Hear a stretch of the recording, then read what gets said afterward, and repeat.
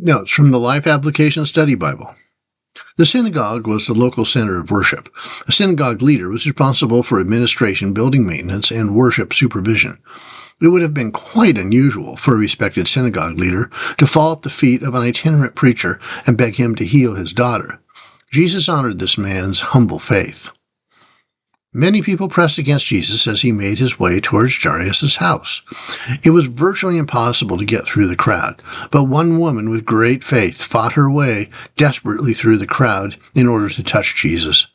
As soon as she did so, she was healed.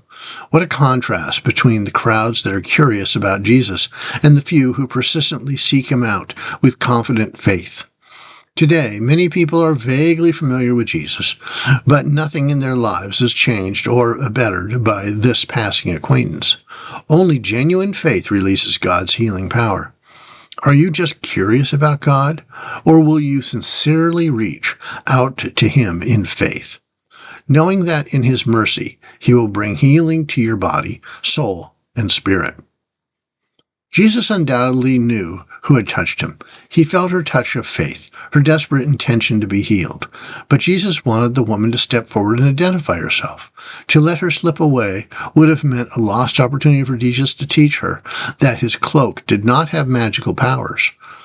Rather, her faith in him had healed her. He may also have wanted to teach the crowds a lesson. According to Jewish law, anyone who touched a menstruating woman became ceremonially unclean. This was true whether her bleeding was normal or, as in this woman's case, the result of an abnormal condition. To protect themselves from such defilement, Jewish men carefully avoided touching, speaking to, or even looking at women. By contrast, Jesus proclaimed to hundreds of people that this unclean woman had touched him, had been healed. In Jesus' mind, this suffering woman was not to be overlooked. As God's creation, she deserved attention and respect. He did even more than heal her body. He blessed her with peace of heart and mind. Anyone with a child can readily put themselves emotionally in Jairus' place. His daughter had died while they were on the way home. Luke did not record it, but the poor man probably cried out in grief. Jesus surely felt the father's very human sadness. Jesus said, "Don't be afraid, just have faith." Again, Luke didn't record Jairus' reaction to these words, but Jairus must have had at least some flicker of hope, because he brought Jesus to his house. When you experience intense grief over the death of a loved one, the breakup of a relationship, the loss of a job, or the rejection of a close friend, don't abandon hope. Don't turn away from the one who can help you most. Do what Jairus did. Don't be afraid, just have faith.